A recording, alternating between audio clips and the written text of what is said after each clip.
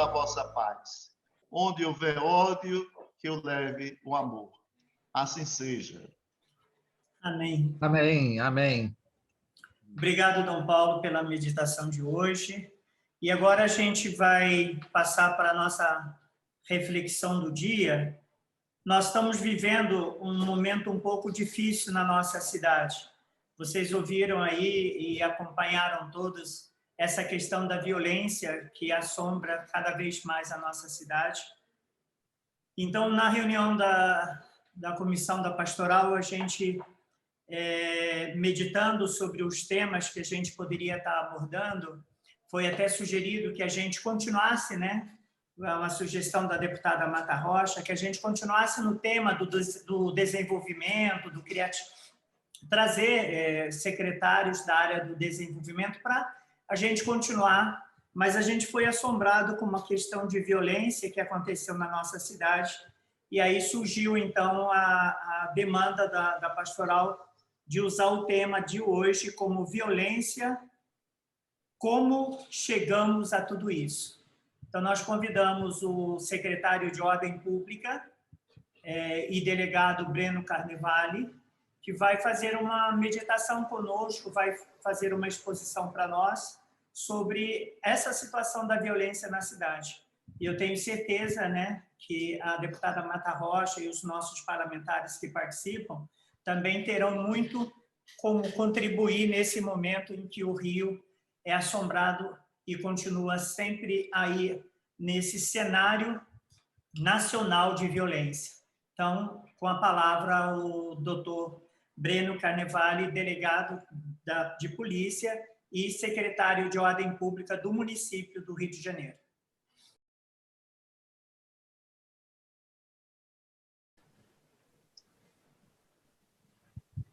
Bom dia a todos e todas. Vocês me escutam bem? Todos? Estamos. Que bom. Primeiro eu quero agradecer a oportunidade de eu estar aqui, saudar a Dom Orani, Dom Paulo Celso. Para mim é uma satisfação muito grande participar da Pastoral dos Católicos na política, né, como católico que sou, e saúdo também a deputada Marta Rocha, quem tive o orgulho de ser por ela comandado na instituição, e também o deputado Luiz Paulo, a quem muito admiro. E para mim é um desafio muito grande falar aqui diante de um público tão qualificado, tão experiente. Eu ainda sou um novato, então para mim é um desafio, mas também motivo de muito, muito orgulho, e vou buscar aqui trazer, vou trazer um pouco da minha história e um pouco da minha experiência na polícia, enfim, e propor algumas reflexões com muita humildade e com muita perspectiva também de mudança de cenário, que eu acho que é fundamental. Eu sou uma pessoa que tive a oportunidade de estudar, né? Eu sempre gosto de fazer essa ponderação. Sempre estudei no Santo Inácio, né, onde me desenvolvi, passei a vida inteira estudando no Santo Inácio, onde me formei. Lá sempre desenvolvi as atividades pastorais, então participava de projetos sociais, participava sendo monitor na UNAP, ali no Dona Marta, no curso noturno do Santo Inácio, nas aulas de reforço para as pessoas que estudam lá. Sempre participei dos encontros de Semana Santa, organizando os encontros, então sempre fui muito ativo, né, na comunidade naciana, no que dizia respeito às atividades pastorais. Enfim, fiz primeira comunhão, fui crismado, tive a honra de casar também aos 25 anos na igreja do Santo Inácio. Enfim, tenho essa história e sempre quis ser policial, né, desde a época da escola. Eu sempre tive esse sonho, eu sempre tive essa chama acesa de ser policial na cidade do Rio de Janeiro, onde sempre quis viver, onde sempre quis morar, e não pretendo daqui sair. E me formei em Direito na PUC, onde tive a oportunidade também de estudar, e faço essa introdução para dizer que, já propondo uma reflexão, para dizer que já na época da escola, né, do Santo Inácio, quando eu dizia que eu queria ser policial, quando eu dizia que eu queria seguir nessa carreira, eu já escutava muita gente falar, inclusive dentro da minha casa, falo isso com muita transparência, não, mas você estudou tanto, a gente está investindo em você para você ser policial, onde é que você está com a cabeça, você está maluco? E aí, isso, né, com o passar do tempo, sempre foi motivo de muita indignação da minha parte, não especificamente com aquela pessoa A, B ou C que falava, mas com a mentalidade que a gente traz como sociedade do que a polícia representa, né? Porque na medida em que eu digo que uma pessoa que estudou, ela está perdendo, está sendo um desperdício, na medida em que vai fazer prova para a polícia ou que quer ser policial, a gente está dizendo que a gente vai se contentar ou que a gente está esperando policiais mal preparados. E eu tenho para mim que isso essa realidade é uma das grandes tragédias nossas, no sentido de esperarmos das instituições algo diferente do que a gente espera do ser humano, né? As instituições são formadas por pessoas, por nós que estamos lutando no dia a dia para conseguir fazer o nosso melhor.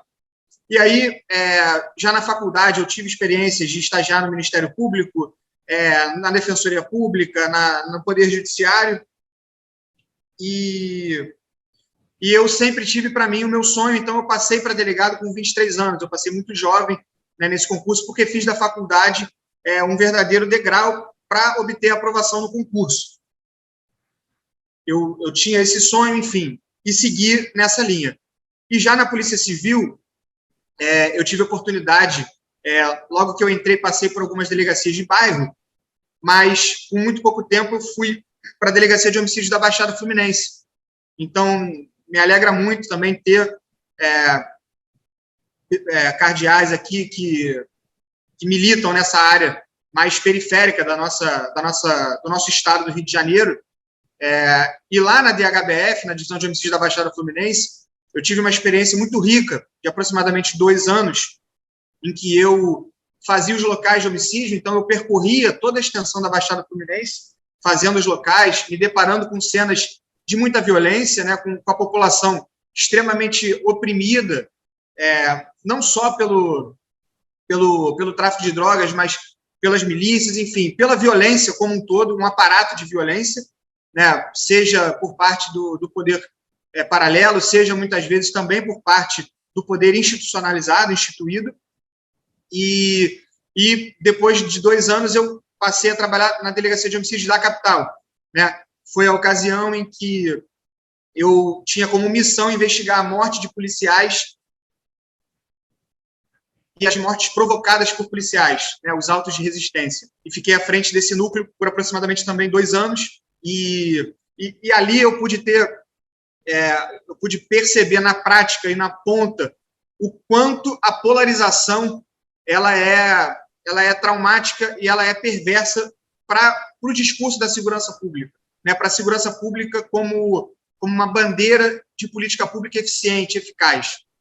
E digo isso porque quando a gente trabalha num órgão que é técnico, que se pretende imparcial, nós precisamos estar alheios a questões políticas, no sentido de que o nosso trabalho ele precisa estar respaldado por técnica, pela legalidade, pelo Estado Democrático de Direito em última análise.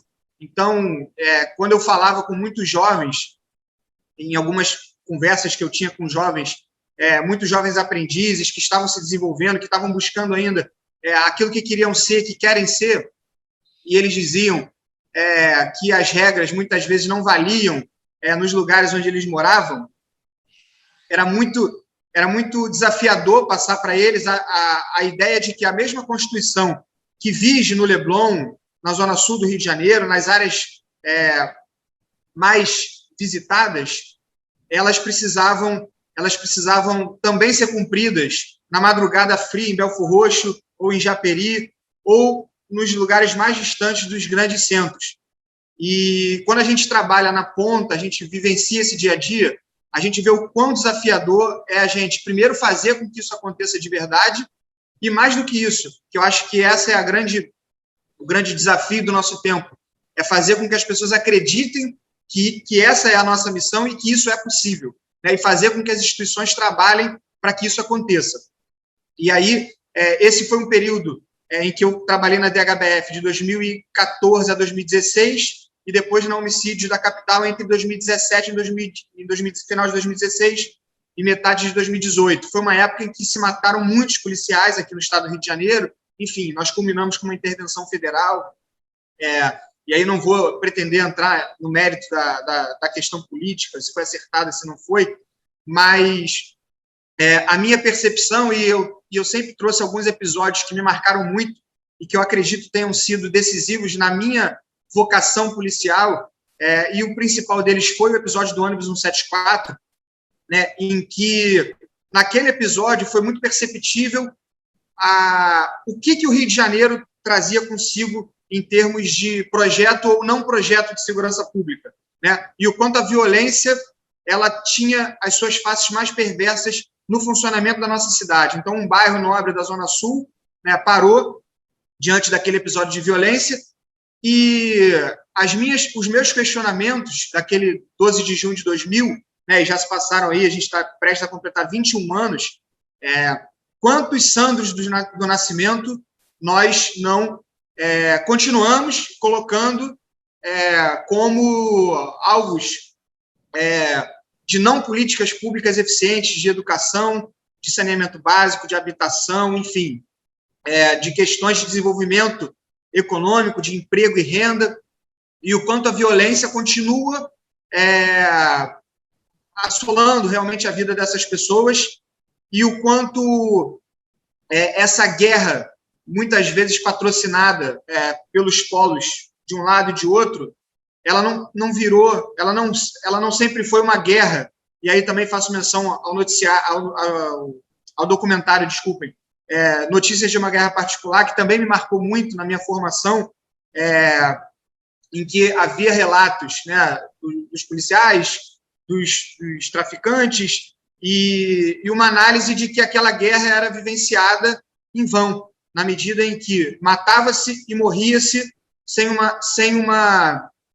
um entendimento completo daquela situação. Enfim, a gente se deparando com episódios de corrupção institucionalizada, com episódios de violências institucionalizadas, com episódios de afronta a qualquer Estado democrático de direito, a qualquer legalidade institucionalizada. E aí, eu, como católico, como cristão, eu sempre me angustiei muito, e isso sempre foi um objeto de muita reflexão da minha parte, com os padres que me orientavam, na minha juventude, e mesmo depois que eu me tornei delegado de polícia, o quanto ser cristão nessa realidade é desafiador, né? Porque, da mesma forma que a polícia muitas vezes é objeto de desejo de usos políticos, a Bíblia também sofre esse tipo de uso político. Então, eu sempre vejo muitas pessoas de ambos os lados que defendem seus argumentos se fiarem a determinadas passagens bíblicas para justificarem coisas que, na minha percepção como cristão, não são justificáveis, né? Então, como é desafiador propor reflexões com fundamento bíblico, e com fundamento no cristianismo, com fundamento na história, e naquilo que efetivamente Cristo pregava, né? Que Dom Paulo trouxe excelentes exemplos, como é desafiador trazer essas palavras para o dia a dia e fazer com que elas efetivamente tenham vida, tenham sentido e tenham aplicabilidade na realidade. E eu acho que esse é o desafio do cristão no seu mundo de trabalho, na sua profissão, enfim, no ambiente em que ele consegue penetrar através de ações da própria fala. E a minha visão da violência hoje, ela passa necessariamente pela extrema desigualdade social, e aí é importante destacar que a inclusão social, ela é sim um fator de combate à criminalidade, de combate à violência. Infelizmente, nós temos aqui no nosso estado do Rio de Janeiro favelas de favelas, então nós temos realidades, mesmo dentro de uma comunidade carente, nós temos áreas extremamente carentes, então a gente está falando de bolsões de miséria, de bolsões onde, infelizmente, o Estado Democrático de Direito não entra, e não entra definitivamente, e esse é um problema não só de segurança pública, mas também de segurança pública, na medida em que a gente, carioca e que anda pelo estado do Rio de Janeiro como um todo, a gente conhece e sabe que quando o Estado não entra, outros poderes entram, ou quando o Estado entra contaminado por interesses que não são republicanos, as coisas também vão de mal a pior. Então, acho que a inclusão social é um dos pilares que a gente precisa buscar através da educação, e por mais que a educação seja sempre objeto de desejo dos discursos para o futuro, educação envolve atitudes muito palpáveis, né? Envolve investimentos muito concretos, que muitas das vezes não vão gerar frutos em curtíssimo prazo, mas mudam a perspectiva de vida das pessoas. E eu, falando em perspectiva, eu me lembro também do episódio trágico da morte do João Hélio, e que na época eu era presidente do Grêmio Estudantil do Santo Inácio, e eu me lembro de mencionar as mortes que a gente vivenciava no nosso estado. A morte física, né, a morte da matéria, a morte do corpo, aquela vida que vai embora diante da violência armada, enfim. Mas também a morte de perspectiva, né? A morte daquelas pessoas que já não têm esperança de conseguir um emprego, que já não têm esperança de ver um mundo melhor, enfim. E é parte necessária das políticas públicas fazer com que essas pessoas tenham perspectivas concretas de realização pessoal, profissional, enfim. E falando mais especificamente da segurança pública, eu acho que o combate à violência passa necessariamente também por investimentos na polícia, né?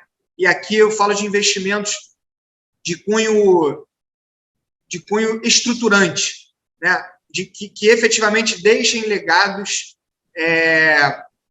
independentemente do político que venha assentar na cadeira de governador daqui a 4, 8, 12 ou 16 anos. Né? Então, eu estou tendo uma experiência nova na minha vida, que é estar à frente de uma secretaria municipal, uma secretaria desafiadora, num momento desafiador, uma cidade desafiadora.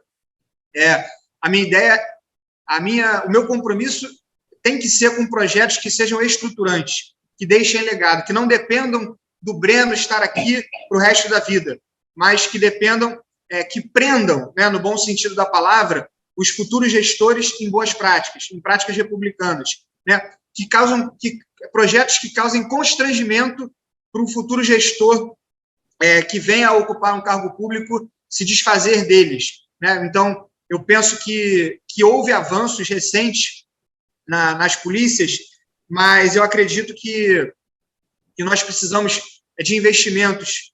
E eu não estou nem falando necessariamente do salário, mas também das condições de trabalho dos policiais, dessa mentalidade que eu mencionei no começo da minha fala, mas também do melhor controle das forças policiais. Eu acho que, necessariamente, as instituições elas precisam de controle externo e interno.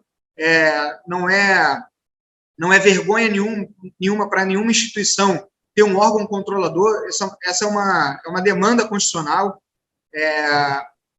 Eu sempre defendi muito, nas minhas investigações dos autos de resistência, que as investigações protegem o bom policial, né? As investigações técnicas imparciais, elas protegem aquele policial que cumpriu a regra, que cumpriu a legislação, que se fez valer da posição de policial, que faça com que ele seja visto como um Estado democrático de direito. Afinal de contas, o policial é o Estado na esquina, na rua, é a representatividade do Estado. Então, eu penso que a gente chegou nesse estágio de violência, né? E eu tenho 31 anos hoje, então eu tenho um recorte, obviamente, temporal, né, do cenário que a gente vive, mas eu penso que a gente chegou nesse cenário por falta de investimentos em educação, né, por falta de políticas públicas sérias de combate às desigualdades sociais, de forma estruturante e não populista, né, de forma efetivamente que a gente consiga mudar o patamar de vida das pessoas, que a gente inclua as pessoas. E o investimento nas polícias, ele passa necessariamente por uma ressignificação do papel da polícia, né, como órgão técnico imparcial não politizável, não utilizável de forma política ou a técnica para interesses A, B ou C. Porque na medida em que o cidadão sofre uma violência, ele precisa enxergar na polícia um órgão republicano que vá fazer com que a regra constituída seja efetivamente cumprida. E a gente fala de áreas ocupadas, enfim, a gente está diante de um cenário de extrema polarização, né? A gente está falando de discursos, muitas vezes, que não estão compromissados com a realidade dos fatos, né? E eu acho que é muito desafiador também, para falar de desafios, né, e de como a gente chegou até agora, é muito desafiador a gente conseguir entender o quanto nós precisamos recuperar esse tempo que a gente vem enfrentando a violência de uma forma não eficiente, né, de uma forma que a gente precisa efetivamente ter maturidade até coletiva para perceber que a gente precisa de equilíbrio, que a gente precisa de razoabilidade, que a gente precisa de técnica para combater a violência e para fazer com que a segurança pública seja para todos e em todos os lugares, né? Então, eu sempre falo que o Estado ele precisa se comportar como Estado, né? E não basta ser um Estado de direito apenas, porque o Estado de direito ele impõe regras e essas regras não necessariamente serão democráticas, né? Mas a gente precisa de um Estado democrático de direito. Isso envolve participação, isso envolve escuta, isso envolve diálogo, isso envolve investimentos efetivos e estruturantes. E aí, eu perdi um pouco o controle do meu tempo, mas já para eu encaminhar para o fim também para ouvi-los, né, e, enfim, receber um pouco também um feedback de todos. Breno, eu queria que você, de repente, pudesse entrar agora um pouco nessa questão, na sua perspectiva de secretário de Ordem Pública, a questão de como a gente chegou hoje a esse quadro de violência na cidade do Rio de Janeiro dentro da sua perspectiva. Perfeito. Eu vejo a violência hoje, ela multifatorial, né? Então, nós temos, enfim, o Rio de Janeiro, ele infelizmente sofre com áreas com fortíssima influência do crime organizado. Nós temos uma cidade em que a gente precisa de coragem, efetivamente, para combater os verdadeiros problemas, de coragem para não entrarmos na polarização, e eu penso que foi efetivamente falta de investimentos. E aqui eu estou falando de uma forma muito, muito concreta. A gente precisa olhar para o todo, né? Então, hoje a gente tem muita gente morando na rua, esse aumento de pessoas em situação de rua, em pessoas de extrema vulnerabilidade. Nós temos uma cidade em que nós precisamos investir em políticas de prevenção à violência, né? A ordem pública ela precisa ser um agente de prevenção à violência. A Guarda Municipal, que está sob a égide da ordem pública, ela precisa ser uma instituição de prevenção à violência, ela precisa ser uma instituição de promoção de paz, né? Para que a gente tire do discurso da segurança pública a necessidade de relação com violência. Segurança pública não é violência. Na verdade, segurança pública é combate à violência.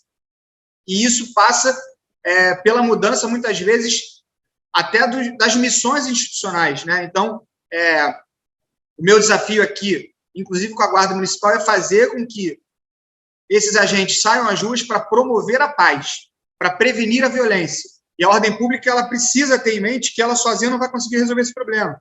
A gente vai precisar de iluminação, por exemplo, a gente vai precisar de assistência social, a gente vai precisar de desenvolvimento econômico.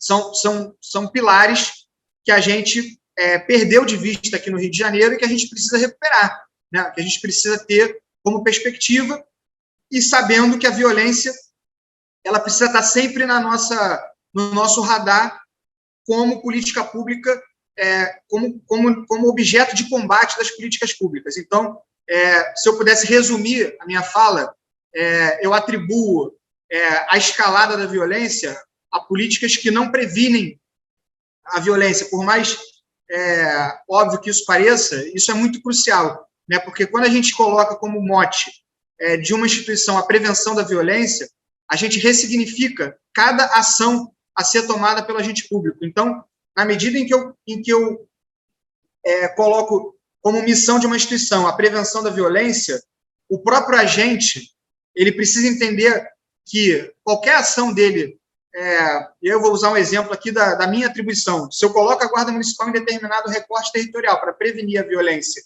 e ele pega um cacetete, começa a distribuir golpes em alguma pessoa sem nenhuma justificativa legal ou razoável, essa pessoa precisa entender que ela está contrária à missão para que ela foi enviada para aquele local. E a gente precisa disso em todas as instituições. Nós precisamos fazer um pacto de coletividade de promoção da paz e prevenção à violência, né? Então, acho que esse é a minha principal perspectiva, né? A minha principal ânsia, né? É por essa virada de chave mesmo, né? O mindset que a gente tanto fala de prevenção à violência, né? Porque a continuarmos nessa toada de esticar a corda, a gente vai caminhar para cenários perigosos em que não há vencedores. A gente já conhece essa história, a gente vive no Rio de Janeiro há muito tempo, né? A gente lê, a gente conhece a história, a gente tem episódios que ilustram isso de forma muito cristalina. A gente já percebeu que não há vencedores nessa luta, nessa guerra. Então, essa é a minha humilde percepção, enfim, que eu tive a oportunidade de compartilhar aqui.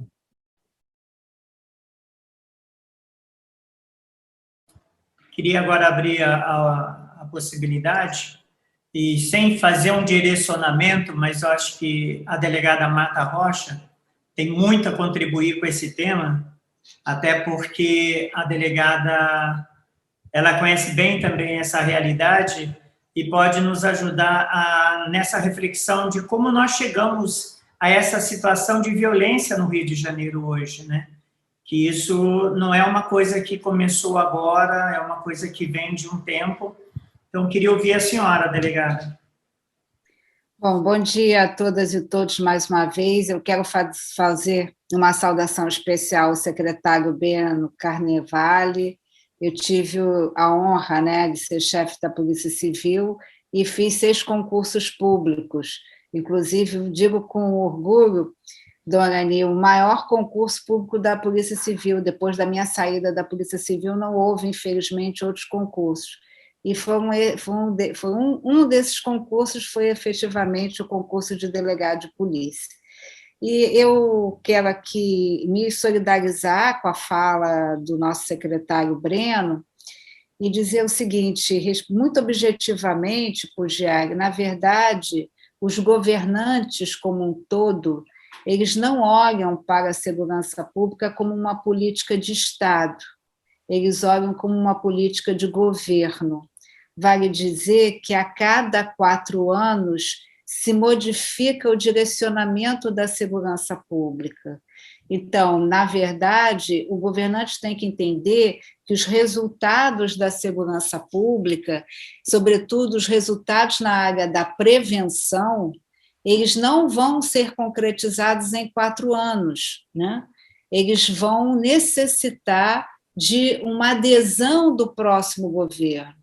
E por que isso acontece? Porque a população também oscila no seu entendimento, né? Ora, a população quer uma atuação mais de maior letalidade, de maior agressividade, digamos assim, ora a população ela faz sobre um outro olhar, sobre o olhar da prevenção, sobre esse olhar que não será com policial na rua, apenas com viatura de polícia, apenas com armas, né? Acho que nós teremos que ter outras ações em parceria para poder sobreviver a isso, né? Acho que muito recentemente, e Dona Arani com certeza pode também contribuir o projeto das unidades de polícia pacificadora, que foi um projeto, né, que a igreja, né, eu me lembro bem de uma cena, Dona Arani, em que eu fui assistir uma missa no Complexo do Alemão, né, era uma missa na igreja de Nossa Senhora da Aparecida, e que o senhor impediu acertadamente que os soldados ingressassem na igreja portando armas de fogo, portando fuzis, secretário Breno. E não houve por parte daqueles eram oficiais, aliás, eram soldados do Exército. Não houve nenhum interesse de ofender nada, eles estavam no patrulhamento, eles estavam ali até no sentido de proteger, né? Mas esse gesto de Dona Arani de dizer que a igreja é um território da paz, onde não há necessidade das armas, faz também com que as pessoas entendam a concepção, né, do que é uma política de segurança. Então, eu acho que se faz hora, sim, do povo brasileiro, né? Claro, entendendo aí as estruturas, né? Basta outro exemplo, a nível federal, nós tínhamos um Ministério da Segurança Pública, né? E o novo governo extinguiu o Ministério da Segurança Pública e incorporou de novo no Ministério da Justiça. O Estado do Rio de Janeiro não fabrica armas, nem planta, nem cultiva entorpecente. Onde estão as nossas fronteiras? Qual o apoio que as Forças Armadas poderiam dar na proteção das fronteiras, né? Então, eu acho assim que a gente tem que entender, né, que, como dizia Nelson Mandela, a educação é a arma mais transformadora do mundo, né? Então, que a gente possa estar investindo aí. Mas, secretário Breno, eu queria dar um olhar, o deputado Luiz Paulo também vai querer falar, eu queria dar um olhar um recorte muito objetivo, e aí tentando contribuir para a sua reflexão.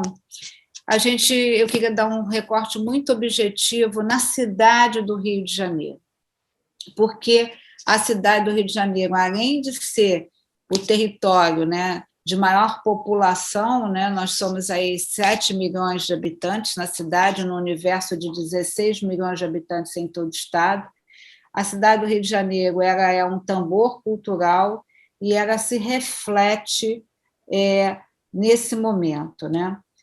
Ela se reflete em todo o Brasil. O que acontece na cidade do Rio de Janeiro vai ser repercutido, né, em todo o Brasil e até mundialmente, aí a gente sabe disso. E a cidade do Rio de Janeiro hoje, e a gente não quer atribuir nenhuma responsabilidade ao atual prefeito, deixa eu colocar aqui essa ponderação, né? Mas a cidade do Rio de Janeiro hoje ela é o retrato da desordem, da desigualdade, né? E o retrato da população de rua, né? Eu sou uma mulher católica que vou todo domingo à missa, tive um episódio agora no último domingo, que eu tive que fazer uma intervenção, porque a população de rua que se coloca ali na proximidade da paróquia do Bom Jesus do Calvário, aqui na Tijuca, ela faz uma abordagem aos idosos, e a Tijuca é um bairro de muita presença de idosos, né? Ela faz uma abordagem agressiva aos idosos, né?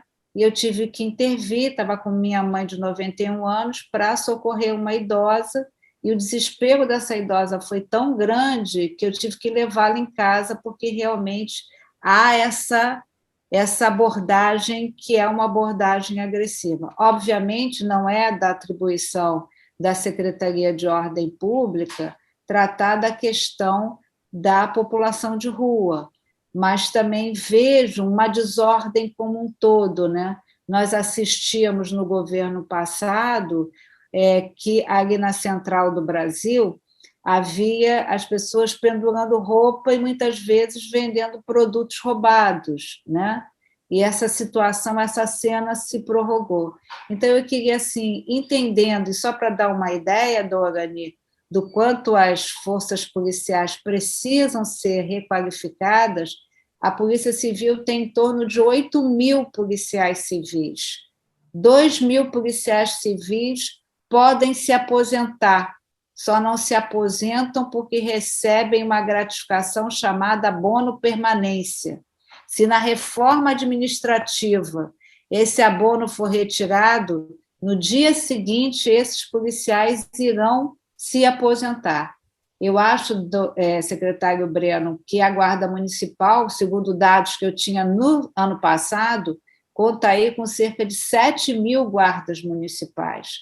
Então, me parece que a Guarda Municipal pode ajudar muito, né, na contenção desses pequenos crimes, dos pequenos furtos, né, que trazem exatamente esse sentimento de insegurança que é tão grave quanto os registros de ocorrência. Esse sentimento de insegurança que essa senhora passou vai se repercutir dizendo que naquele espaço da Tijuca é perigoso, mesmo que ali não haja registros de ocorrência.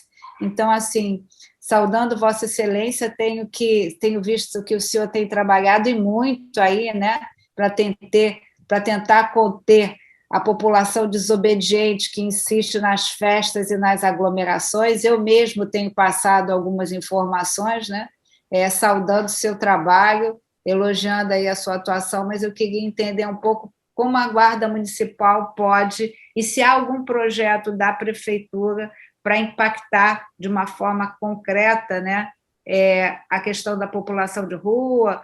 Nós, católicos, temos feito muito. Dorani falava, certa feita, numa dessas reuniões, do número de refeições que são dadas na catedral. Isso demonstra, né, o tamanho da desigualdade, mas eu queria conhecer um pouco quais são as atividades desempenhadas aí pela Prefeitura. Obrigada. Antes do secretário Breno responder já essa demanda da delegada Marta Rocha, eu queria passar a palavra para o padre Manangão, que eu tenho certeza que ele também tem uma visão muito clara sobre a questão da violência, uma vez que ele foi pároco por 24 anos dentro da comunidade da Rocinha, e na nossa reunião de quarta-feira ele colocou reflexões bem pertinentes ao tema. Então, gostaria que o senhor desse uma palavrinha, padre Manangão.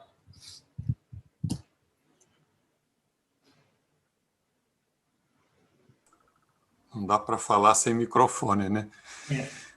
Eu acho que, na verdade, tanto o Breno quanto a Marta já colocaram alguns princípios que, no meu entendimento, fazem parte dessa confusão que a gente vive na cidade e por outros lugares pelo país afora, não é? Quer dizer, primeiro, um descompasso de um projeto de vida para as populações a longo prazo, não é? Quer dizer, na verdade, cada governo termina um mês antes de terminar o seu mandato, né? E a gente vai vendo, já é uma fala recorrente, né, de todo mundo que conversa sobre essa realidade, que nós temos ausência de uma política de Estado e temos uma presença cada dia piorada de uma presença de governo, de uma política de governo. Então, termina o governo, o próximo não serei mais eu, então não tenho mais compromisso nenhum com nada, e o ano seguinte a mesma coisa. Se passam 2 mandatos, como a legislação permite a reeleição, você tem alguma continuidade, mas também isso não é lá muito significativo, porque, na verdade, a gente vai vendo as políticas sendo conduzidas muito mais com um olho na reeleição ou nos benefícios que vão aparecer mais adiante, do que, na verdade, no bem comum. Quer dizer, isso é uma prática que vai se fazendo presente naqueles que governam. Nem digo que isso seja maldade, mas foi algo que foi ficando presente o tempo inteiro. Então, aquilo que é política de Estado, que daria uma segurança maior, quer dizer, o Breno lembrava da realidade do 174, e com a morte lá do Sandro, com a morte da Geisa, e com a prisão lá, com a realidade lá do menino. É algo que vai se realizando e revendo o tempo inteiro, né? Quer dizer, outro dia eu recebi um pequeno vídeo de uma pessoa falando, né? Quem é que ganha com essa realidade que está aí, não é? E, no fundo, a gente olhando um pouco a minha vida lá na Rocinha, era exatamente um pouco isso, quer dizer, mata-se um, tira-se um do poder, no dia seguinte tem outro. E tem um outro que nem sempre é o escalonamento natural lá de dentro da favela. Então, sempre me leva a pensar que tem coisas que vêm de fora, não é? Que tem gente que governa o tráfico, que governa as milícias, que governa toda essa realidade paralela e que não está, evidentemente, nos ambientes onde estão os milicianos agindo ou estão os traficantes agindo, não é? Em vários momentos a gente percebeu isso. Então, é uma violência absurda, quer dizer, eu fiquei praticamente 3 anos antes da gente, 3, 4 anos antes de eu sair da Rocinha, houve uma tremenda violência, uma tremenda chacina lá, uma mortandade entre grupos internos, não é? E que depois a polícia entrou e também acabou completando um pouco mais o clima de violência. Foi uma Semana Santa terrível aquele momento, até a Via Sacra, que era uma tradição da igreja e depois se tornou algo público dentro da favela, acabou tendo que ser suspensa, porque não tinha condições de ser realizada na Sexta-feira Santa.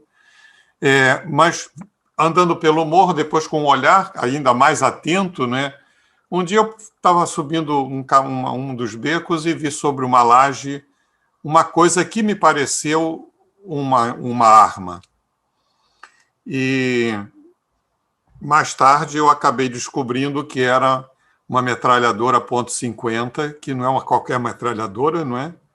E que já era a 3ª ou 4ª que havia espalhada pela Rocinha, como forma... Eu ficava pensando, como chega uma arma dessas aqui? Mas como chega é fácil, porque é fácil de imaginar, porque que controle se tem nessa realidade do armamento, ou que controle se tem. A gente sabia quando chegava a droga porque era um foguetório danado para avisar que estava chegando lá os vários elementos da droga. Então, eu digo assim, são uma série de pequenas coisas que vão sendo largadas de mão. O que a doutora Marta lembrava lá na Tijuca, lá perto da igreja que ela frequenta, é certamente a realidade de uma ausência de um poder ostensivo, um poder público ostensivo. Mas, às vezes, eu fico pensando o que é que a polícia, o que é que a própria Guarda Municipal, com 7, 8 mil agentes, pode fazer e numa cidade do tamanho do Rio de Janeiro, com o tamanho da população que tem. Ou o que a Polícia Civil, ou a Polícia Militar mesmo, pode fazer com o pouco efetivo que ela tem por uma imensidão. Não é tão grande, territorialmente falando, talvez não, mas a população é intensa, não é? Dentro do estado do Rio de Janeiro. Então, eu acho que são muitas coisas que foram largadas, não é? Quer dizer, a própria favela. A favela é um lugar largado. Na verdade, eu brinco às vezes dizendo que é a poupança do político para se eleger. Porque promete uma coisinha aqui, uma coisinha lá, outra coisinha mais adiante. O tempo que eu vivi na favela me permitiu ver as placas, não é? Melhoria no sistema de saneamento da favela. E a gente vai vendo que é uma tremenda maquiagem que vai sendo feita, não é? Ao ponto de chegar a uma verdadeira maquiagem, né? Vamos pintar as casas da Rocinha para dar uma boa impressão, mas as condições higiênicas, as condições de saneamento, de salubridade, continuam todas na pior qualidade. Os professores lá, tinha uma escola que tinha uma professora mais linha dura, ela conseguia manter tanto os professores no segmento da prefeitura, que era quanto no segmento do Estado, que era a educação à noite, não é? A outra diretora, ela conseguia pelo poder dela. A saúde, a mesma coisa. Durante muitos anos, a gente teve um atendimento de saúde no posto da Rocinha, lá de cima, que era o primeiro, Alberto Sabin, graças à diretora do Instituto, que era uma batalhadora para poder viver. Ela dizia, nós éramos fomos contemporâneos, vivendo ao mesmo tempo lá, nossos pais se conheciam, não é? Ela morando na Rua 2 e eu morando lá perto da Rua 4, criança com 10, 11 anos. Então ela dizia, o dia que você sair da Rocinha, eu vou sair também, porque onde é que eu vou arranjar apoio para poder continuar lutando e organizando e fazendo as coisas? Era a brincadeira, né? Era a Maria Helena, que era a diretora lá do posto de saúde. Depois houve uma melhoria, fizeram lá, tentaram instalar, mas a gente ouve as pessoas e elas dizem, olha, falta médico, falta insumos, falta isso, falta aquilo. Então eu digo assim, a favela é um local abandonado, querendo ou não. Mesmo que esteja na boca e nos lábios de quem fala em termos de campanha, na prática é um lugar abandonado. O que fazer com uma multidão de gente como a Rocinha? Como sanear aquilo lá? Que dinheiro existe no Estado, de fato, para poder organizar aquela realidade? Então, a gente vai sofrendo consequências de uma enormidade de realidade. Quer dizer, é a educação, é a saúde, é a própria habitação precária, cada um se vira para construir do jeito que pode, e aí, evidentemente, não tem nenhum direcionamento, aí o esgoto vai sendo lançado céu aberto, e é essa realidade toda. E a gente vê, às vezes, que há momentos da política em que eles dizem, vamos lá, invade lá, é um território, não tem isso, não tem aquilo, não pertence a ninguém. Me lembro de uma história contada por um paroquiano de São Conrado. A família dele era dona de um pedaço de terra ali na área da Rocinha, no tempo antigo, antes de existir a favela do jeito que está hoje, antes da abertura do túnel. Era um pedaço de terra que ficava ali próximo à entrada do túnel, aquele túnel lá de São Conrado, né, Josuângel, né?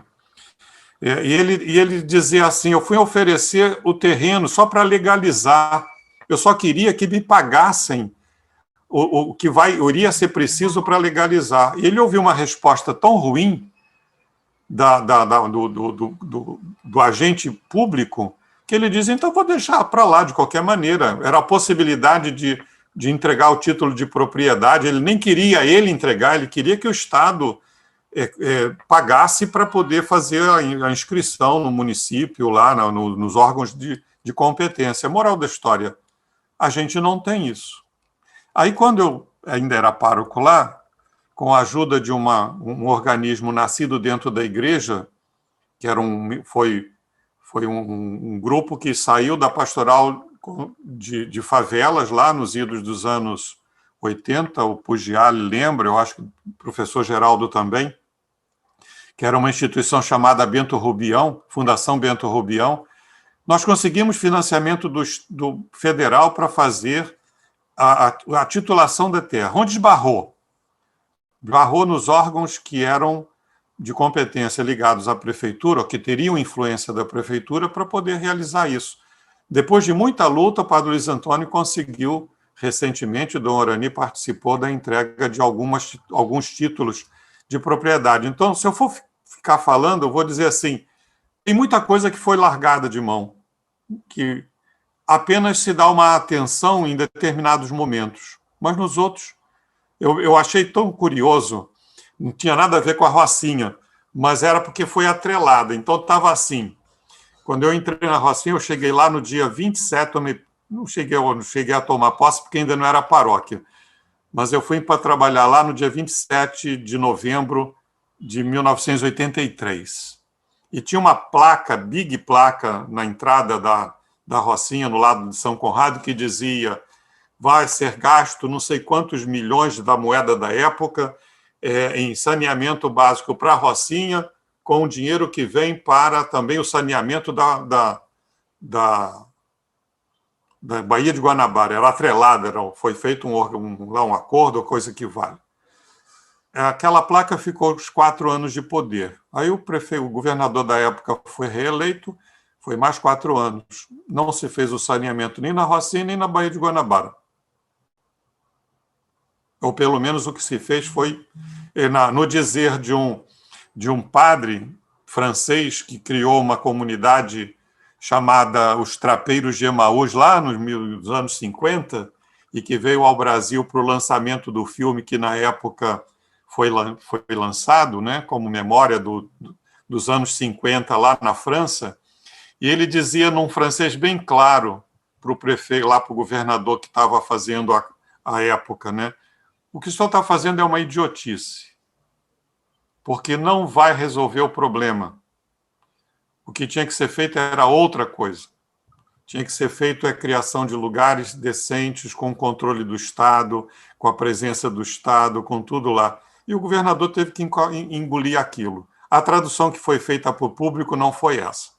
A tradução foi feita que era uma obra espetacular. Mas esqueceram que tinha alguém na área que entendia um pouquinho de francês. Obrigado. Só um pouco. Então, eu digo assim, eu acho que a realidade é dita, olha, são muitas coisas que precisam ser consertadas. Eu não sei se a gente tem dinheiro de um lado, porque vai ser necessário, e tempo para realizar. E tem que ser coisas muito urgentes, né? Quer dizer, eu fico olhando, como eu falo, eu tenho policiais da área, quer dizer, são bombeiros e policiais militares, um policial militar atualmente, que trabalham na segurança, naquela possibilidade de um trabalho extra para aumentar a sua renda. Mas às vezes eu fico pensando, precisaria isso? Fazer com que um policial militar, civil, ou coisa que o valha, tenha um bico, porque o salário dele não é suficiente para ele ter uma casa digna fora de uma favela? A gente sempre fala na corrupção, mas o que faz com corrupção? O que faz que provoca a corrupção? Não será também a falta de cuidado com aqueles que estão na segurança? E como é que a gente vai conseguir convencer um garoto a ter uma capacidade de buscar um outro caminho na vida, se o único caminho, às vezes, que é oferecido para ele é o do tráfico? É só uma reflexão, não estou afirmando isso, não. Só estou dizendo, será que a gente não teria que parar e pensar alguma coisa de modo um pouco mais diferente? As escolas... Tá bom, eu acho que todo mundo tem que ter o sonho de uma universidade, mas também poderia ter o sonho de um curso técnico que desse à pessoa um salário decente, uma possibilidade de futuro decente. Então, eu acho que, começando, já que o Breno lembrou lá do 174, eu digo, não há nenhum momento em que eu vejo uma violência dessa, fico entristecido com uma situação dessa, angustiado com uma situação dessa, porque eu não sei o que fazer. Cada padre que a gente ouve que está lá na favela, o que fazer? A gente ajuda, a gente está lá junto, a gente chora com as mães, com os pais que muitas das vezes, a grande maioria das vezes, são pessoas dignas, não é? Mas que veem o filho se perder dentro dessa bagunça que é o mundo do tráfico e o mundo da milícia, que hoje em dia sabe lá Deus como é que está misturado, né? Então, eu digo assim, é só um desabafo, porque foram 24 anos caminhando lá, e uma vez eu dizia numa celebração, quando houve o assassinato, a morte entre eles lá, eu digo, olha, eu estou cansado de celebrar a missa de sétimo dia em que vocês vivem se matando. E aí a gente só via o pessoal abanando a cabeça dentro da celebração, da dor, do sofrimento, da angústia lá de estar. Eram filhos e filhas de pessoas, às vezes vizinhos, que estavam em grupos diferentes que se matavam por conta E, no fundo, é a loucura que a gente vive hoje dentro dessa realidade. Eu comentava na quarta-feira, fui visitar uma paróquia há uns anos atrás, lá na Maré, e eu não me lembrava mais do caminho que a gente estava acostumado a fazer no tempo antigo do Padre Piero, à frente da igreja. E aí, eu pedi ajuda, parei, percebi que tinha um grupo lá na entrada da favela, eu fui me dirigir a ele, saí do carro, me dirigi, sou padre, vou ir para a paróquia para a igreja tal. Como é que eu chego lá? Aí o rapaz vira para mim e diz assim, o senhor me leva? Eu vou levar o senhor lá, eu posso ir consigo? Na hora que ele entra no carro, ele ajeita as armas que tinha na cintura. Era o chefe de era um dos garotos lá de um movimento. Quando chega num determinado lugar, ele desce do carro e diz, olha, padre, daqui para lá eu não posso levar mais o senhor. E o senhor também não pode dizer que foi ajudado por mim, não, viu? Porque senão o senhor corre risco de vida. Então, o senhor chegue lá um pouco mais à frente e pergunta de novo. Aí lá perguntei a outra pessoa, que também era do movimento que estava controlando a coisa. Eu estava vestido de padre, talvez isso tenha facilitado, e aí foi difícil eles encontrarem a igreja pelo nome da igreja, mas eles conheciam pela figura do antigo padre. Então, era a igreja do Padre Piero. Lá vou eu para a igreja do Padre Piero. Isso era o tempo inteiro. Tem um momento lá da Rocinha que eu estou chegando de um encontro de círculos bíblicos e eu entrei ainda novato lá na Rocinha, pego o carro e desço direto pela rua abaixo. Quando eu faço uma curva, tem um cara de metralhadora apontada para mim, quando me vê, diz, mas o senhor é maluco? O senhor não esqueceu de fazer o sinal? Tinha um código para eu entrar na favela, eu tinha esquecido. Então, essa é a realidade que a gente vive hoje, dentro das favelas. Não tem favela que não passe por essa experiência. E aí, o que a gente faz? É a minha dúvida o tempo inteiro. Confesso que acreditei muito nas UPPs, né? Como possibilidade de uma presença significativa dentro da favela, como elemento da ordem. Não da ordem que você entra dando pancada, mas na ordem que está lá, para ajudar, para orientar, para se fazer presente e impedir determinadas coisas, não é? Mas aí, de repente, a gente também percebe que a corrupção está entranhada em todo canto, né? E aí a gente não vê uma solução. Então, desculpem de eu estar falando. Não, é tanto, imagina. Tempo. São 24 anos de comunidade, 24 anos de experiência. Além do mais, ele tem todo esse trabalho pelo vicariato social hoje. Padre Manangão, ele tem assim tanto conhecimento e tanta importância para passar para a gente de experiências de vida que a gente ficaria aqui hoje o dia inteiro ouvindo e com prazer. Mas como a gente precisa dar oportunidade para os outros, a gente agradece. Pois é. Com prazer não, com tristeza. Não, o nosso é um prazer, ouvi-lo é sempre um prazer.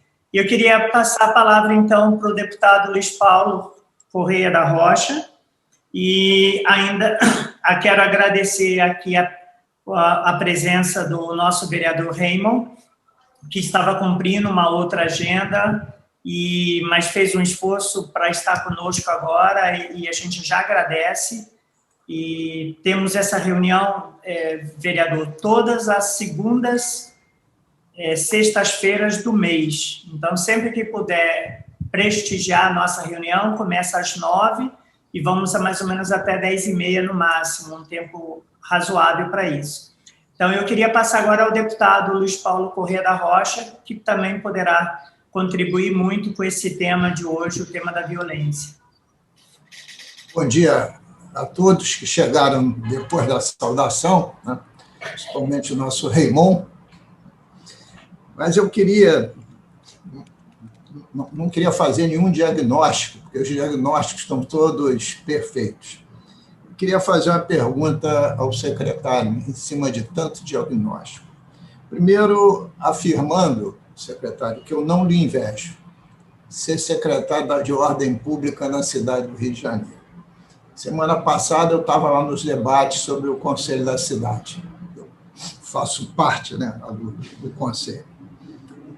E o tema central da qualidade de vida do cidadão está profundamente ligado à ordem pública, principalmente na zona oeste da cidade do Rio de Janeiro, na área da P5. O senhor deve ter lido ontem um artigo do ex-ministro Raul Jungmann, no Jornal do Comércio, intitulado Por Quem os Sinos Dobram.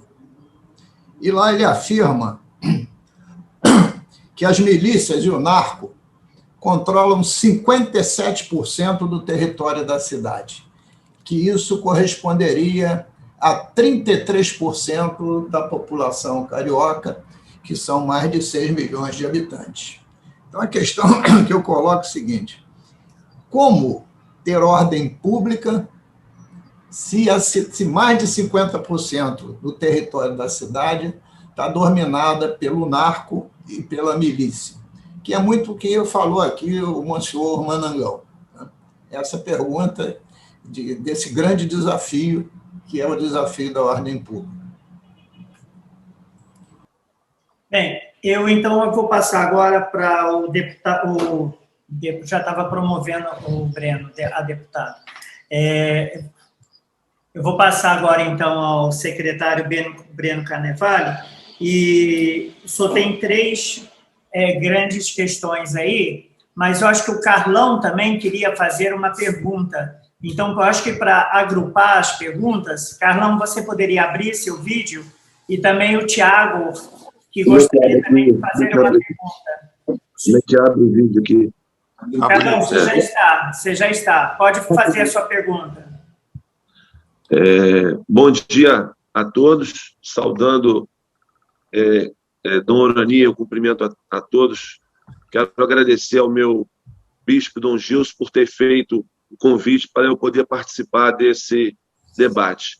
Eu escutei atentamente o nosso secretário, a nossa deputada, agora o nosso deputado, o nosso monsenhor, mas a minha colocação em relação a todos esses questionamentos, quando a gente se fala de segurança, de ordem pública, de violência, de tanta coisa, eu me lembro de uma frase do nosso ex-secretário Beltrame, quando diz que a polícia enxuga gelo, pois faz um trabalho de excelência, faz um trabalho de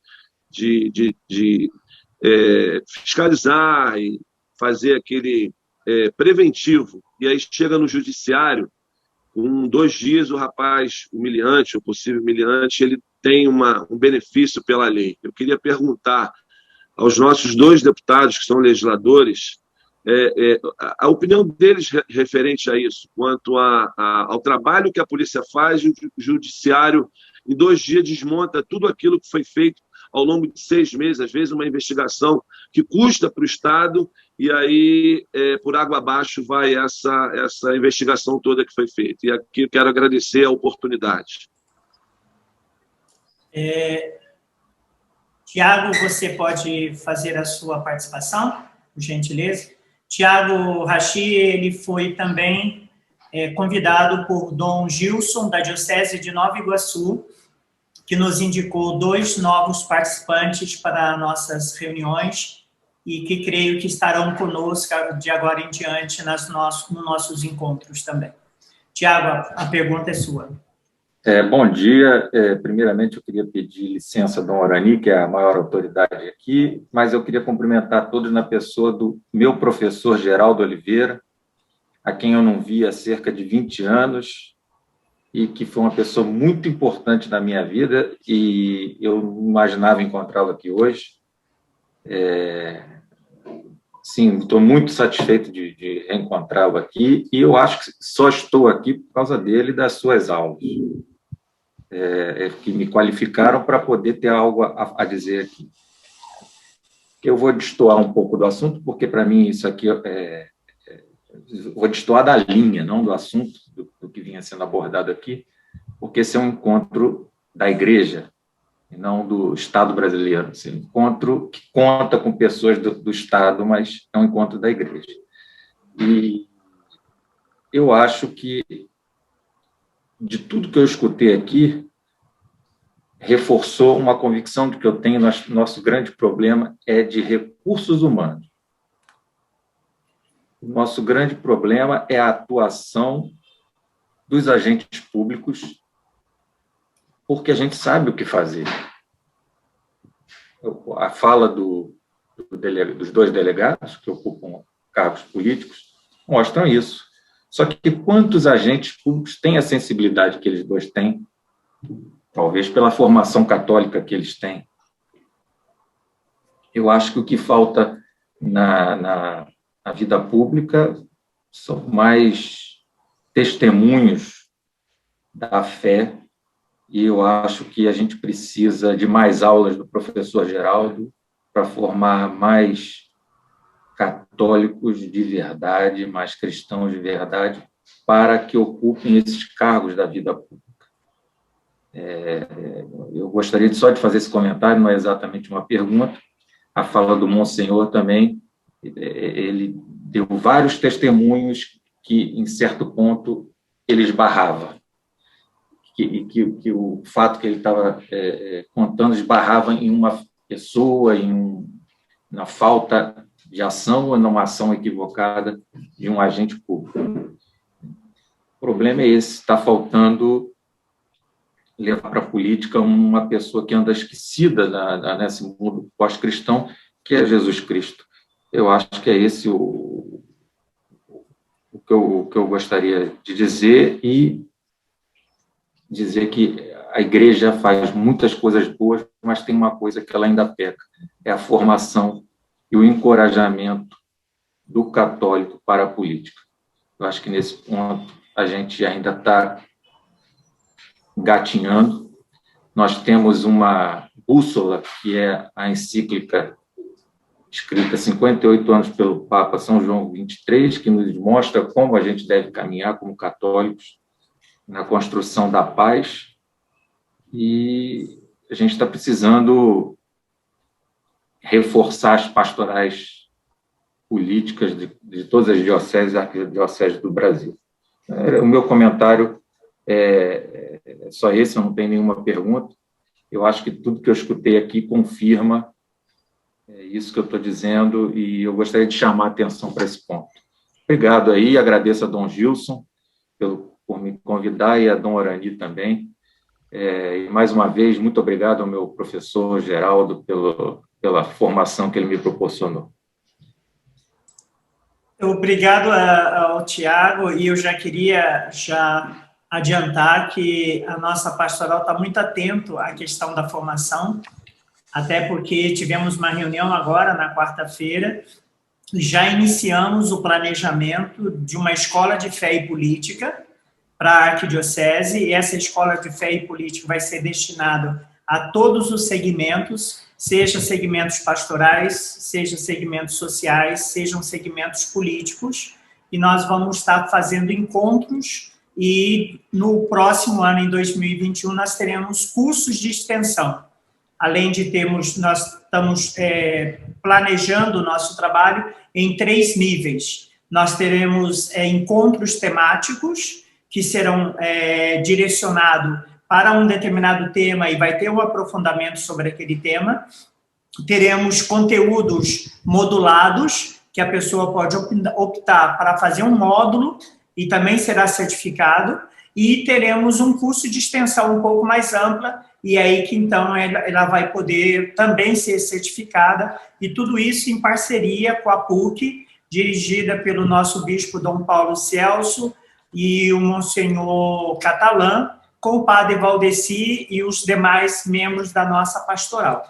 Tá? Então, isso já pode estar ilustrando a sua demanda e o seu desejo. Não foi uma crítica à Arquidiocese do Rio de Janeiro. Não, sem dúvida, a gente sabe disso. E a Arquidiocese é diferenciada, mas eu acho que a Igreja do Brasil precisa...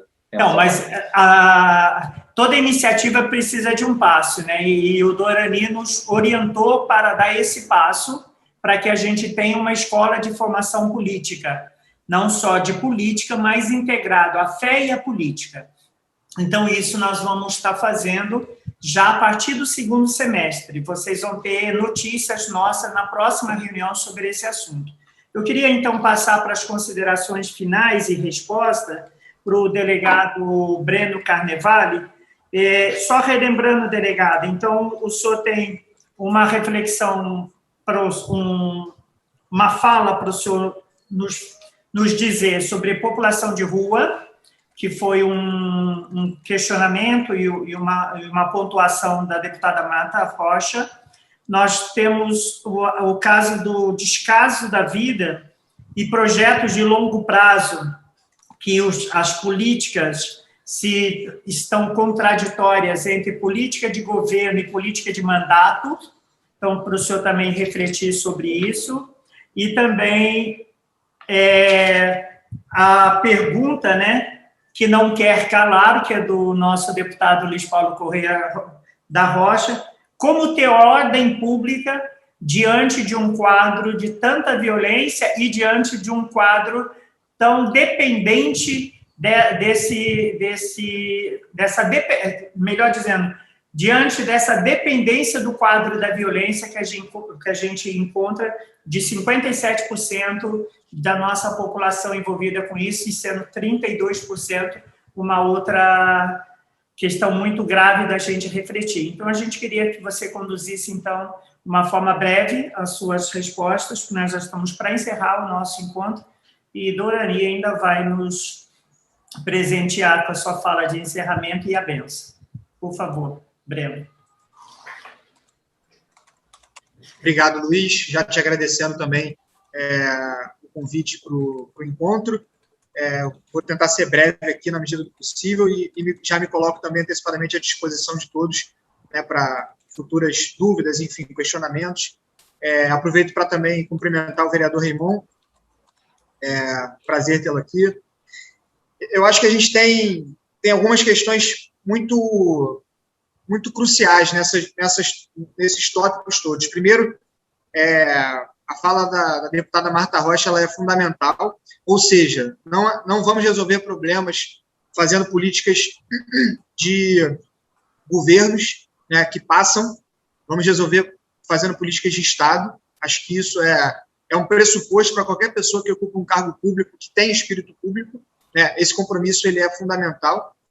E com relação à população de rua, a gente tem que ter muito cuidado com esse assunto, porque, evidentemente, a ordem pública, ela, infelizmente, ainda é vista como uma instância repressora, mas isso não é uma premissa do trabalho da ordem pública, não pode ser, não precisa ser.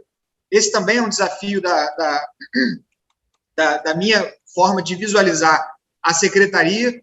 Então, a gente precisa enxergar a população de rua, que é vulnerável, com o olhar da assistência social, e me preocupa muito a quantidade de crianças e adolescentes nessa condição, né, nas nossas ruas, e, infelizmente, muitas dessas crianças e adolescentes são vítimas de exploração, né, por outras pessoas, e aí sim, eu acho que é possível a gente ter um olhar de segurança pública para esse outro tipo de atividade, né, que é a exploração dessas crianças e desses adolescentes, que vão acabar, infelizmente, se tornando novos Sandros, né, e novas vítimas da violência, seja do poder paralelo, seja a violência instituída. Então, o nosso trabalho vem sendo muito ombreado com a assistência social e com os conselhos tutelares, né, com muito diálogo. São desafios, né, é inegável, a gente está falando de uma cidade que sofre com essa realidade cada vez mais, então a gente está atento a esse tipo de situação, e a questão da sensação de segurança, ela é muito importante, né? A gente está com um projeto nesse sentido, de prevenção da violência através da ocupação dos espaços públicos, né? E aí eu insisto muito na prevenção à violência, porque na medida que a gente diz que a missão do guarda é prevenir violência, a gente não pode compactuar com um guarda que promove violência, né? Isso precisa isso precisa ser uma questão, né, na cabeça do agente público, e o meu desafio como gestor é incutir isso, é ensinar isso, é promover treinamento para isso, né? Porque a sensação de segurança, ela faz com que o espaço público seja recuperado, né? Para a pessoa que quer ir à igreja, para a pessoa que quer ir, enfim, ao cinema, isso vai trazer economia, isso vai fazer a cidade se resgatar. E a gente tem aqui na cidade do Rio de Janeiro a questão do comércio ambulante, que é desafiadora. Tive a oportunidade de conversar, inclusive, sobre esse assunto com o vereador também, Raimon. A gente tem, obviamente, visões de cidade em que, enfim, tem o comércio formal, tem o comércio informal, mas um tipo de comércio que a gente não pode tolerar é o ilegal, e eu gosto de fazer essa diferença. Tem o informal, mas também tem o ilegal, que é aquele que vende, comercializa produtos roubados, produtos furtados, né? Porque esse sim é um problema de segurança pública, né? Que precisa também do Estado presente, e a Prefeitura vai contribuir na medida do possível para esse combate. E a nossa pauta principal, com relação a esse assunto, reorganizar o espaço de forma, muitas vezes, a licenciar aquele que está informal, mas que tem capacidade de trabalhar, atendendo a critérios mínimos de organização, e fazer com que o espaço público seja melhor ocupado, né, do ponto de vista para o ambulante, para o comércio e para o pedestre. Então, é um desafio, mas é necessário a gente trazer esses atores para o diálogo, para a gente conseguir organizar. A gente tem projetos pilotos em andamento sobre esse assunto, que a gente em breve também espera estar entregando ainda nesse semestre, se tudo correr bem, a gente consegue entregar um projeto de reorganização de determinados espaços públicos do comércio ambulante. E a pergunta mais incisiva, eu diria, e a mais desafiadora, que é a do deputado Luiz Paulo, agradeço a pergunta, reforço também minha admiração pelo senhor, e esse é um desafio inegável. Eu penso que o município precisa assumir protagonismo na segurança pública, e isso não significa necessariamente trazer para a guarda uma condição de polícia, mas quando a gente fala que a Zona Oeste, por exemplo, ela sofre, né, a população sofre, vive subjugada a grupos criminosos, a grupos paramilitares, milicianos, enfim, o crime organizado, infelizmente, esse crime organizado ele já se infiltrou em atividades que precisam muitas vezes da própria formalização, do próprio licenciamento do poder público. Então, as grandes fontes de renda da milícia não são necessariamente a substância entorpecente, mas passa pela exclusividade de comércio de gás, pelo transporte complementar ilegal, muitas vezes, ou seja, e aí somam-se situações de pobreza, de ausência do Estado, para o oportunismo e exploração comercial. E a prefeitura ela precisa ter um combate a esse tipo de atividade muito, muito firme, né? A gente fala de construções irregulares também, de loteamento ilegal do solo público, a gente tem trabalhado nesse sentido. E como falar em ordem pública numa cidade como essa? Primeiro, fazendo com que o município tenha protagonismo nessa discussão. Então, a milícia é um problema de segurança pública, mas ela também é um problema do município, né? O município precisa tomar parte desse problema e fazer com que construções irregulares, que são fontes de renda desses grupos, não sejam rentáveis, fazer com que atividades comerciais que estão exploradas por esses grupos não sejam rentáveis, seja através de fiscalização, seja através de integração com as forças policiais, com informações de inteligência e prevenindo o poder público, os agentes públicos de qualquer tipo de envolvimento com esses grupos. Isso se faz com corregedorias fortes, com processos independentes, transparentes e autônomos, né? E contando sempre com os poderes fiscalizadores, né, que são fundamentais. Então, seja através da Assembleia, seja através da Câmara, a própria sociedade, a imprensa, enfim, isso é fundamental. Sobre o artigo do Raul Jungmann, eu acho que o nosso problema também passa pelo sistema prisional. A gente tem um Estado que não toma conta efetivamente do sistema prisional, e aí a igreja faz um papel fundamental nesse cenário, né, através das pastorais atinentes a esse tema. E me preocupa muito esse cenário, porque a gente está falando de um Estado, né, de um município, e eu gosto de ir muito no detalhe, de uma esquina, muito provavelmente em Santa Cruz, em Campo Grande, em Santíssimo, em Cosmos, em que o que acontece naquela esquina muitas vezes tem relação com o que está acontecendo em um presídio em Rondônia, e a gente precisa ter isso em mente, né, a gente precisa trabalhar integrado com essa realidade. Então, é uma discussão que, obviamente, o município não vai resolver sozinho, mas que ele precisa fazer parte do problema, ele precisa chamar para si essa responsabilidade. Enfim, é um desafio também responder essas questões em tão pouco tempo, mas me coloco à disposição, inclusive, para ouvir ideias, sugestões de todos vocês. Todos os senhores e senhoras, melhor dizendo.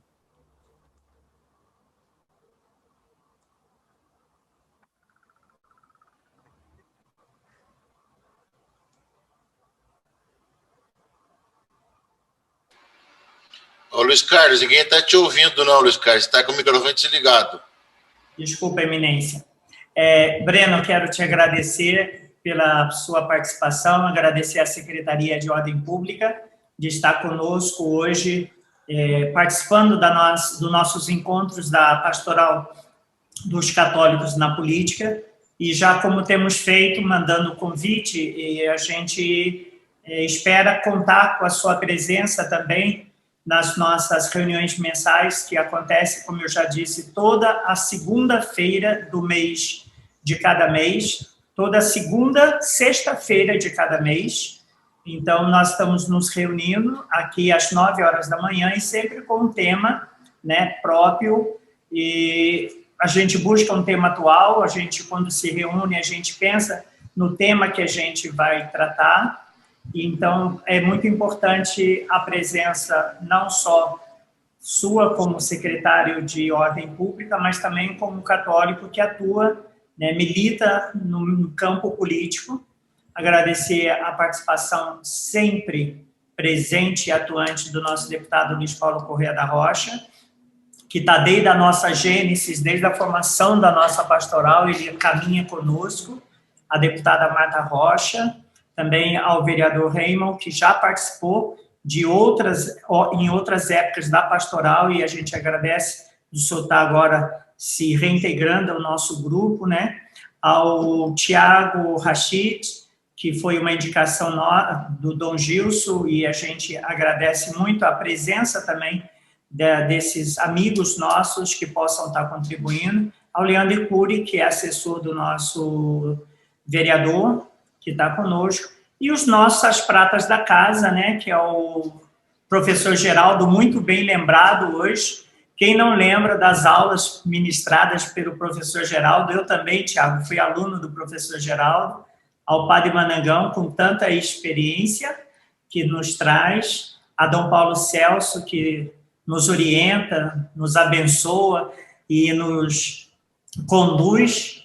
E agora eu passo a palavra ao nosso coordenador geral da pastoral, nosso arcebispo, Cajal Dom Orani, para que ele possa fazer as suas últimas palavras e nos abençoar no dia de hoje. Muito obrigado a todos pela participação, e quem tem algum contato com algum outro político que seja do nosso grupo, do nosso meio de católicos, pode estar nos informando, pode estar convidando para que venha refletir conosco, venha conversar aqui, que vocês observaram hoje, que a gente sempre traz temas muito importantes e reflexões muito pertinentes para a melhoria da qualidade de vida e o nosso encontro com o bem comum na cidade do Rio de Janeiro. E agora a gente se estende também à Baixada, né, com a entrada da Diocese de Nova Iguaçu. Tá bem? Dom Orani, é com o senhor. Tá, muito obrigado, Pugiali. Agradeço a todos e a todas que estiveram presentes conosco. Agradeço tanto a deputada, como também vereadores, como também ao secretário, né? O secretário formado pelo Santo Inácio, pela PUC. Realmente é uma ideia muito promissora, e também com as ideias bem claras com relação às grandes preocupações, né, de como trabalhar na ordem pública nessa nossa grande cidade. Eu só queria esclarecer que a vinda de Nova Iguaçu para esse encontro que se deve ao encontro que nós temos tido agora diferenciado. Nós temos no Regional Leste 1 o encontro de todas as dioceses e arquidioceses do estado do Rio de Janeiro. Temos depois encontros por províncias, província de Niterói e província do Rio de Janeiro. E já há um certo tempo, devido aos acontecimentos da região metropolitana, nós temos tido encontros diferenciados só da região metropolitana. Rio de Janeiro, Nova Iguaçu, Duque de Caxias e Niterói. Tivemos ontem esse encontro, conversamos um pouco, né, com os bispos, arcebispos dessa região metropolitana, sobre problemas comuns. E Dom Paulo Celso se referiu a esse encontro que nós temos com os políticos sobre essa questão, que é sobre o tema da violência, e Dom Gilson pediu que pudesse mandar também os seus interessados no assunto, né, tanto da parte dos políticos, como também na questão da segurança. Então, nós agradecemos, ao Tiago, que está aqui presente, que também transmite a Dom Gilson, e também o seu colega que também já foi, né, o nosso agradecimento pela participação, né? Então, uma alegria poder acolher, então, esse encontro que nasceu, né, preocupado apenas com a Arquidiocese do Rio de Janeiro, que é a nossa responsabilidade. Nós não temos a pastoral dos políticos do Estado, que é outro bispo que é responsável, que é Dom Roberto Paes. Nós temos apenas essa Arquidiocese do Rio, né? O Manangão está conosco nessas grandes preocupações, ele tem essa coordenação da pastoral da Vicariato da Caridade Social, e então nós começamos a ver também, porque como Dom Gilson, da Diocese de Nova Iguaçu, pediu, então se incorpora, não porque o Rio está querendo fazer uma pastoral além das suas fronteiras, mas porque Dom Gilson pediu que estivesse aqui, nós acolhemos com muita alegria. É bom deixar clara essa questão para não confundir a pastoral dos políticos católicos do Estado do Rio de Janeiro, que é outra organização. Essa nasceu como da cidade, ficou muito claro que é apenas da arquidiocese, mas nós estamos abertos, ainda mais agora sendo região metropolitana, e temos divisas em comum entre nossas cidades, né? Tem ruas apenas que dividem uma cidade da outra, uma diocese da outra, né? Estamos aí bem dentro dessa realidade toda. Creio também que nós temos aí situações que temos gente que pode nos ajudar a refletir muito, né? O Rio de Janeiro não é para amadores, e essa questão da divisão da cidade em várias outras cidades, com outros comandos, é coisa única. Nem em São Paulo é assim, São Paulo é apenas o único comando, o Rio com as suas divisões de comandos e essa enormidade de pessoas sob outras orientações, sob outras responsabilidades, né, que a cidade tem todas essas várias questões, realmente é algo que nos faz pensar, né, nos faz pensar sobre, né, como fazer para esse trabalho tão importante e tão necessário. Né? E, sem dúvida, que isso não é de hoje. São 30, 40 anos, né, que essa cidade caminha assim, e todas as soluções são dadas, são pensadas, não tem dado efeito. O Manangão abriu seu coração, mostrando justamente a frustração de ver promessas e mais promessas de 30, 40 anos, né, ideias e que não tem resultado concreto nenhum. A cidade continua injusta, continua violenta, continua cheia de problemas, etc. Né? Claro que o problema está no mundo todo, está no Brasil todo, mas nós vemos aqui. Né? Então, essa frustração que, de uma certa forma, o senhor Manangão colocou, né, colocando desde o seu tempo da Rocinha, que passou lá e toda a caminhada, demonstra a ineficácia da nossa vida e dos projetos surgidos até então. Né? Alguma coisa apareceu, ele lembrava de quando nós conseguimos dar a propriedade de alguns terrenos, né, que conseguiram as duras custas, mas nós enfrentamos questões federais, estaduais, municipais, questão do judiciário, questão de cartórios, um monte de coisa para poder ir vencendo. E realmente, quando se trata de tentar resolver as questões, vem as leis e vem as questões não resolvidas que têm que suprir toda a necessidade, que não é possível, e não se resolve nada. Ninguém dá solução, e, ao mesmo tempo, nós encontramos solução, porque supõe também tantas situações que impedem de fazê-lo. Então, como lembrava o Manangão, a pessoa desiste e continua do jeito que está, e pronto. Né? Isso deixou bem claro essa frustração, né, da nossa caridade social. Continua trabalhando na questão de assistência social, de promoção social, de transformação social, né? Mas realmente é algo bastante complicado. A regularização do terreno urbano, da terra urbana, é bem complicado. Eu estava lembrando, Manangão, aqueles encontros que nós tínhamos lá no BNDES, não lembro mais o nome, era um encontro anual, falava bem desses aspectos mais concretos da favela. Você lembra disso? Era com o ministro Reis Veloso, né, que ele promovia todo ano um encontro falando sobre economia, e a partir de 2008,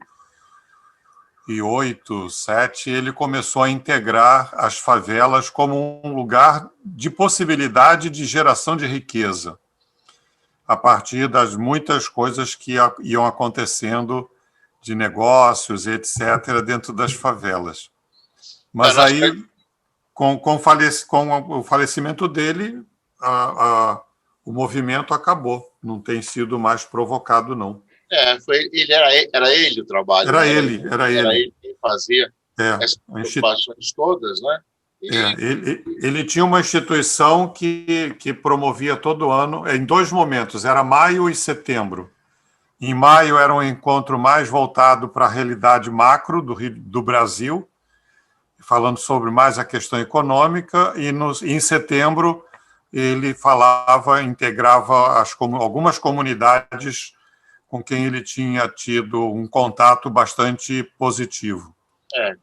A questão que também se referiu o Manangão, da UPP, na época do Beltrame, né, que era a presença dos policiais não como alguém que ia lá reprimir, mas conviver com a comunidade, dava aula na escola, inclusive, também, e eu tive muitos encontros também.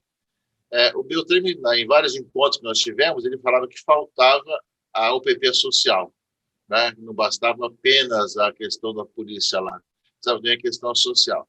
Porém, eu vejo que em muitos lugares há também questão social, tem muitas escolas, tem muitos trabalhos de ONGs também, etc.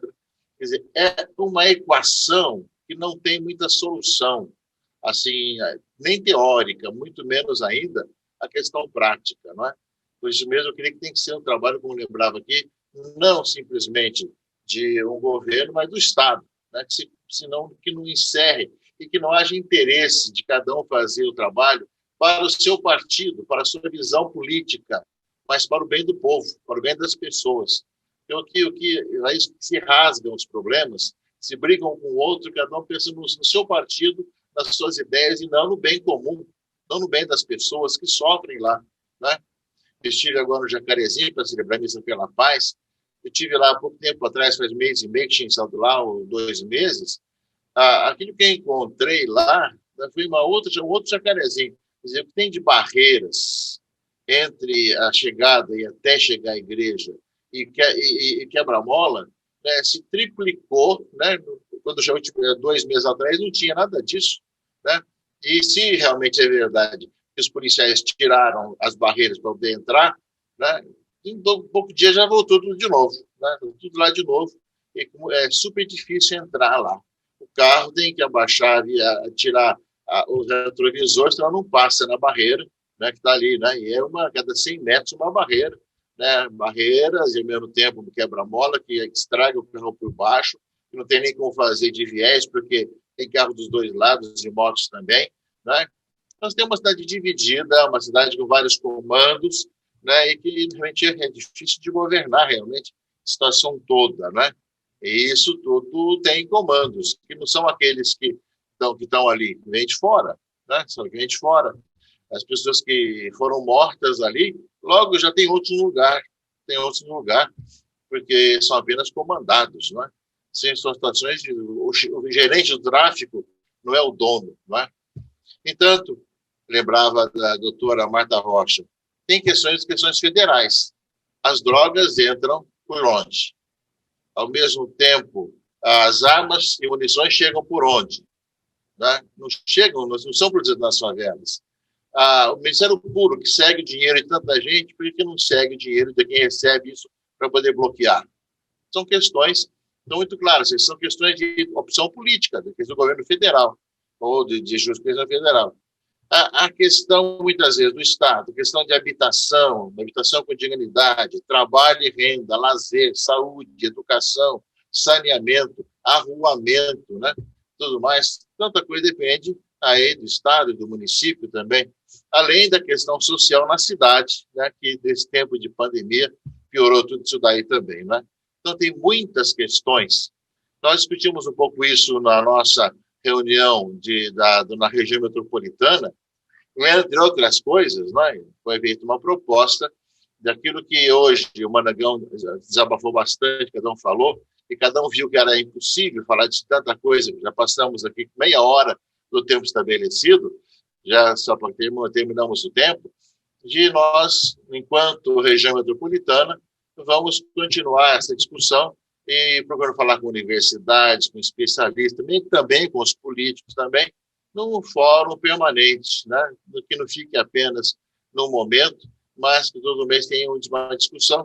Hoje é tudo via plataforma, então, de tal maneira que a gente possa, todo mês, ter uma certa organização. Dom Gilson com Dom Tarcísio vão ficar encarregados um pouco desse trabalho, né? A gente pode continuar discutindo, né? E acho que tanto o Manangão também pode contribuir, como também os outros políticos também. Haverá o dia dos meios dos políticos, haverá o meio das universidades, haverá o meio dos especialistas, etc. Aqui é só político, mas esse fórum vai ser para outros grupos também, para que pensem um pouco essa cidade complexa, injusta e bonita, de uma certa maneira, claro, pela natureza, e com que nós amamos tanto, queremos ir lá ainda melhor e mais belo, né? E essa é a nossa responsabilidade, e isso tudo em toda a nossa região metropolitana, já que nosso trabalho se expande também nessa região metropolitana, né? Então, obrigado pela participação de todos, né? Que Deus continue abençoando, conduza e ilumine, em nome do Pai, do Filho e do Espírito Santo. Amém. Até o próximo mês, se Deus quiser. Ninguém te escuta, Pugiali. Só para recordar, então, no próximo encontro é no dia 11 de junho, às 9 horas da manhã, nosso próximo encontro aqui. Quem não conseguir lembrar, é fácil, é véspera do Dia dos Namorados. Então, guarda essa data, tá? Dia 11 de junho é o dia, então, do nosso próximo encontro. Nós vamos estar divulgando mais para frente o tema. E eu peço desculpa aos deputados que ainda não receberam o nosso link.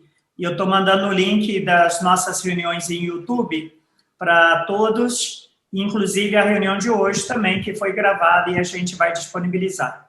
Um bom dia a todos, um bom trabalho e um bom final de semana a todos. Que São Matias nos interceda por nós hoje. Obrigado. Um abraço a todos.